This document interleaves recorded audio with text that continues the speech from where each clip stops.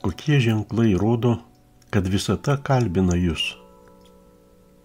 Ar nepastebėjote pastaruoju metu, kad visata bando bendrauti su jumis? Šiame video kaip tik ir aptarsime požymius, rodančius, kad visata jūsų aukštesniojo dieviškojo aš pavidalu siekia užmegzti ryšį su jumis.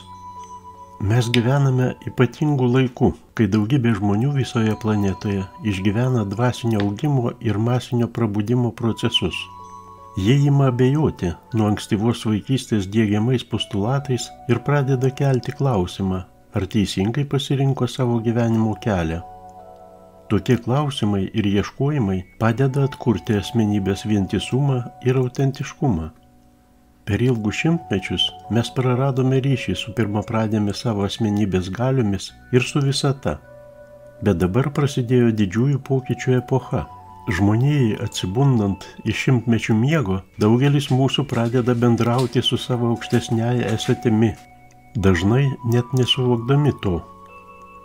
Kas yra ta aukštesnioji esatis, aukštesnysis aš? Tai mūsų tobulesnė, labiau išsivysčiusi asmenybės versija, susiformavusi per daugelį įsikūnijimų įvairiais laikotarpiais ir įvairiose šalyse. Pajausti savo aukštesnėje sudėtį ir susilieti su ją mes galime tik išsivadavę iš negatyvių praeities patirčių ir susijungę su neribotomis savo sielos galimybėmis. Dabar aptarkime 11 požymių, liudijančių, kad jūsų aukštesnysis aš siekia užmegzti ar jau yra užmezgęs ryšį su jumis. Pirmasis požymis – tai pasikartojantys skaičiai, ypač 11-11.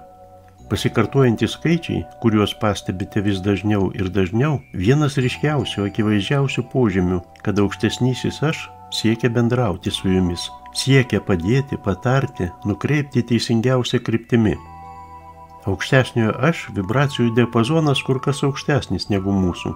Jis egzistuoja kitoje, mūsų fiziniais pojūčiais neapčiuopiamoje realybės plotmėje, todėl tiesioginis bendravimas tarp mūsų neįmanomas. Todėl iš aukštesniojo aš sklindanti informacija, savotiškos žinutės, pasiekia mūsų įvairiausių ženklų, simbolių pavidalais, pirmiausia pasikartojančiais skaičiais laikrodžiuose, reklamuose, kasos kvytuose ir panašiai. Tokie sutapimai įprastais atvejais labai reti, o dabar jūs pastebite, kad jie tapo dažni, be to įkrauti galingos energijos. Nedera nekreipti dėmesio į pasikartojančius skaičius, jei pavyzdžiui reguliariai, bet nesąmoningai atkreipiate dėmesį į savo laikrodį, kai jame atsiranda skaičiai 11-11.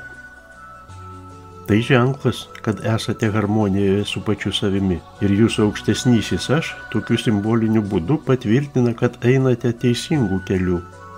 Antrasis požymis – tai sustiprėjęs potraukis medituoti. Jūs vis dažniau norite nugrimzti į meditacinę būseną. Tai neatsitiktinai. Meditacija padeda giliau pažinti save, atsiriboti nuo kasdienybės smulkmenų, nuo buitinio triukšmo, nuo tuščio minčių srauto. Meditacija ne tik išlaisvina iš streso ir nerimų, bet ir atveria duris aukštesniems gyvenimo suvokimo lygmenims. Medituodami jūs nutrinate ribas tarp mūsų realybės ir kitų tikrovės lygmenų. O tai kaip tik padeda geriau pažinti gyvenimą ir savo tikrąją prigimtį. Trečiasis požymis – jūs pradedat tolti nuo žmonių, išpažįstančių kitokias gyvenimo vertybės. Stiprindami ryšį su savo aukštesniuoju aš, jūs pradedate matyti, kad pritraukiate žmonės, kurie artimi jums pagal savo dvasią ir nustojate domėti žmonėmis, kurie jau neprisideda prie jūsų tolesnio dvasinio tobulėjimo. Jei draugai ar artimieji iš ankstesnio gyvenimo ima pamažu trauktis iš jūsų gyvenimo, neverta dėl to jaudintis, krimstis ar kaltinti save. Tai dar vienas patvirtinimas, kad jūsų energinis dažnis pasikeitė ir jums reikia eiti tolyn, paliekant už savęs tuos, kurie neatitinka dabartinės jūsų dvasinės būsenos. Kiekvienas mūsų eina savo keliu, todėl santykių nutrūkimas nereiškia, kad esate blogas.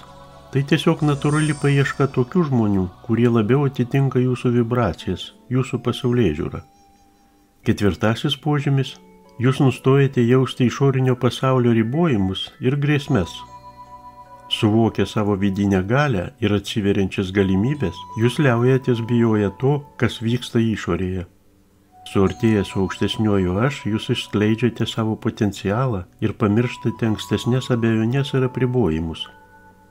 Išnyksta savo paties menkumo pojūtis, formuojasi įsitikinimas, kad galite įveikti bet kokius iššūkius ir realizuoti visą tai, apie ką svajojote. 5. požymis.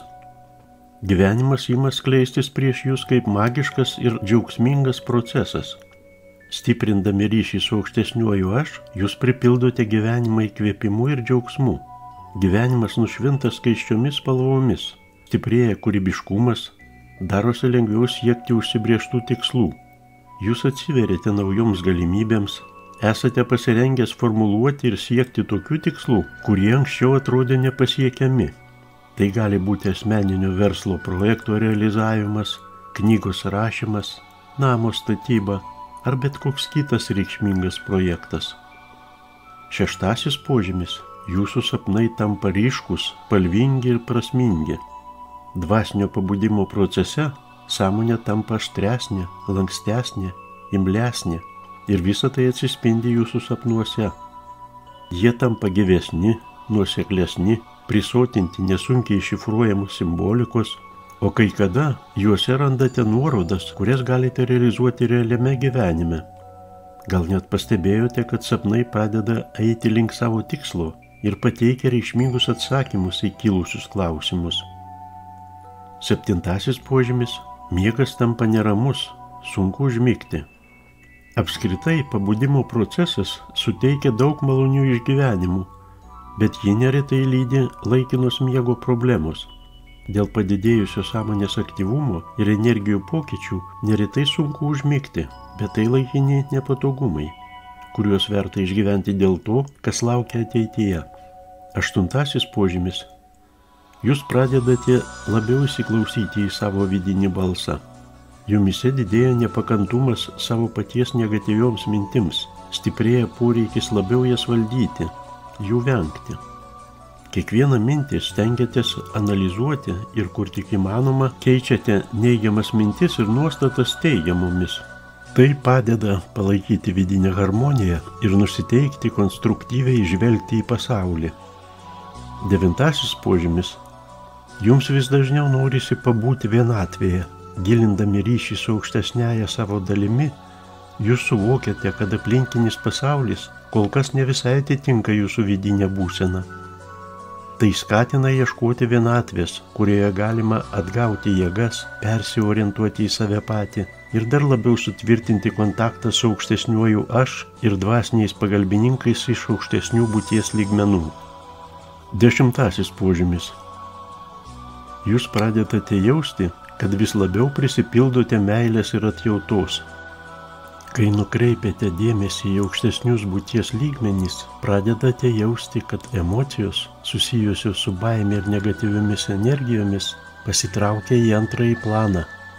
Aukštesnysis aš primena jums, kad pasaulis kupinas galimybių ir įkvėpimo. Meilė ir atjauta tampa jūsų gyvenimo, jūsų pasaulio suvokimo pagrindu, išstumdami iš asmenybės pamatų neapykantą ir abejingumą. Jei pastebite, kad meilės ir atjautos jausmai stiprėja, tai reiškia, kad jūs lygiuojatės į pozityves visatos vibracijas, kurios skatina jūsų dvasinį tobulėjimą ir judėjimą link didžių tikslų. 11. požymis. Gyvenimas ima atitikti jūsų svajones. Pastebite, kad norai pradeda įsikūnyti vis greičiau, o realybė aplink jūs vis labiau primena pasaką. Kliūtis ir apribojimai jau neatrodo neįveikiami, nes vis dažniau susidurėte su mažais stebuklais ir stebėtinais sutapimais, sinchroniškumu. Suvokite, kad tapote savo realybės kūrėjų, o mintis, norai, ketinimai tampa tos realybės keitimo įrankiais. Kai aukštesnysis aš užmezga su jumis ryšį, tai gali reikštis intuityvaus nušvitimo, stiprių emocijų arba vidinio postūmio pavidalu. Štai keletas veiksmų ir nuostatų, kurios gali sustiprinti ryšį su aukštesniuoju aš pagreitinti dvasinio tobulėjimo procesą.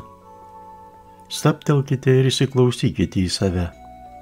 Raskite nuošalę ramią vietą, kur galėsite susikaupti, užsimerkite ir keletą kartų giliai įkvėpkite ir iškvėpkite. Taip nuraminsite protą. Įsidėmėkite, o dar geriau užsirašykite tuo metu kilusias mintis ir emocijas. Tai padės aiškiau suvokti, ką jums nori pasakyti aukštesnysis aš. Meditacijos praktika neabejotinai padės pagilinti ryšį su aukštesniuoju aš. Bandykite paprasčiausią meditacijos variantą. Sutelkite dėmesį į savo kvėpavimą. Taip pat atkreipkite dėmesį į paprastus kasdienius dalykus, kurie kartu gali turėti ypatingos reikšmės. Jeigu jaučiate vidinį postūmį kokiam nors veiksmui, poelgiui, nebijokite taip ir pasielkite. Tai gali būti kas nors visai paprasta. Pavyzdžiui, susitikti su kuo nors ar išbandyti naują hobį. Kuo dažniau dėkokite. Padėka už patirtus nušvitimus ar apskritai už palaikymą, patarimus tikrai sustiprins ryšį su aukštesniuoju aš. Imkitės dvasinių praktikų. Pratybos, domėjimasis dvasiniais mokymais, ezoterika, dvasinių knygų skaitimas, dalyvavimas tokios tematikos seminaruose, kursų lankymas taip pat gali padėti greičiau kilti į viršų dvasinio tobulėjimo pabudimo laiptais, aiškiau suprasti ir tiksliau interpretuoti aukštesniojo aš siunčiamus simbolius ir žinutes. Daugiau bendraukite su žmonėmis, kurie palaiko jūsų domėjimąsi dvasiniais dalykais ir patys tuo domisi. Būkite kantrus. Tarpusavio supratimas, ryšio su savo aukštesniąja versija gilinimas yra ilgas procesas. Neskubėkite. Skirkite daugiau laiko suvokti gautą informaciją ir integruoti ją į savo pasaulėžiūrą. Pasitikėkite savimi. Tikėkite savo intuiciją ir vidiniais postūmiais bei potyriais. Žinokite, kad aukštesnysis aš visada kreipia jūs gerovės ir tobulėjimo link.